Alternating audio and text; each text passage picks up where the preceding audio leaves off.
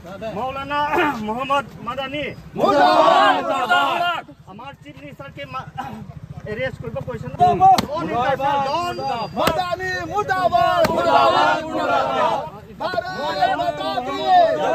भारत माता के जय कौम जिंदाबाद जिंदाबाद जिंदाबाद जमात हिंद मुर्दाबाद मुर्दाबाद जमात हिंद मुर्दाबाद मुर्दाबाद जमात हिंद मुर्दाबाद मुर्दाबाद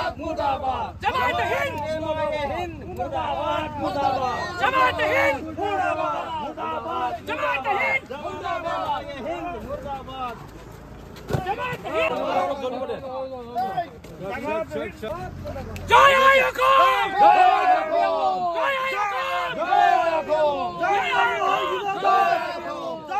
भारत माता की जय भारत माता की जय जिंदाबाद जिंदाबाद जिंदाबाद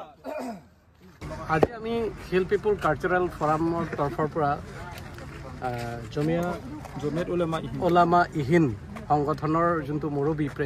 প্ৰেসিডেন্ট তেখেতে যে বক্তব্য ৰাখিছে যে অসমৰ খিলঞ্জীয়াসকলৰ সুৰক্ষিতৰ কাৰণে আৰু বনাঞ্চলৰ মানে উচ্ছেদ যোনটো বেদখলকাৰীসকলৰ কাৰণে অসম চৰকাৰে যোনটো উচ্ছেদ কৰিছে সেই উচ্ছেদ কৰাৰ ওপৰত তেখেতে বক্তব্য ৰাখিছে যে অসমৰ এজন শক্তিশালী সন্মানীয় ডক্টৰ হিমন্ত বিশ্ব শৰ্মা ছাৰক তেখেতৰ ভাবুকি প্ৰদান কৰিছে আমি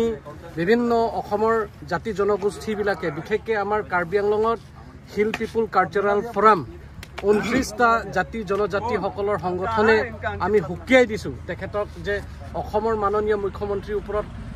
ভাবুকি দিয়াটো কিলে বুলি কৈছো আমি তেখেতৰ অসমৰ ভিতৰৰ কথা যে অসমৰ ভিতৰৰ কথা তেখেতে উল্লেখ নকৰাটো ভাল আৰু তেখেতৰ যদি মিয়াৰ প্ৰতি মৰম আছে মুছলিম প্ৰতি যদি মৰম আছে তেতিয়াহ'লে সঁচা অৰ্থত অসমত আহি পেলাই চাব লাগে এনে তেখেতৰ বাহিৰৰ পৰা বক্তব্য ৰাখাটো আমি কোনো ধৰণে মানিব নোৱাৰো আৰু তেখেতে যোনটো বক্তব্য ৰাখিছে যে চিফ মিনিষ্টাৰ